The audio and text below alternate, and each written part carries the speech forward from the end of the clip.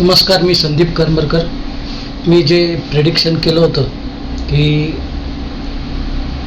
Iran आणि America हे युद्ध एप्रिल महिन्यामध्ये थांबेल, त्याप्रमाणे आज सीजफायर झालेलं आहे सकाळी, म्हणजे आपल्या इंडियन टाईमप्रमाणे.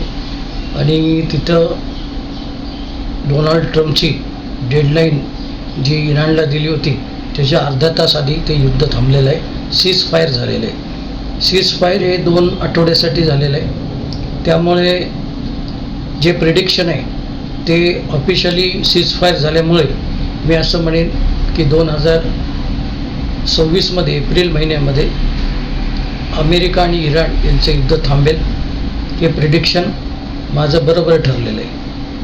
आता याचा पुढचा जो प्रश्न आहे तो म्हणजे खोमेनींचा जो मुलगा आहे तो आता देश चालवू शकेल की नाही शंका आहे, कारण तो हयात आहे की नाही हे कोणालाच माहीत नाही आहे. दुसरी गोष्ट, वृत्तपत्र म्हणतात की तो कोमामध्ये आहे सध्या, कोणी म्हणतं रशियामध्ये गेलेला आहे. या परिस्थितीमध्ये जर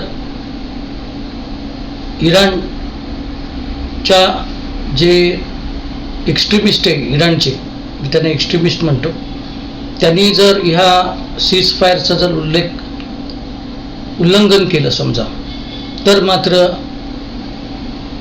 इराणचं काय खरं आहे युद्धामध्ये. त्यांच्या जनतेला पण फार मोठं भोगावं लागेल. इराणचं खूप नुकसान झालेलं आहे.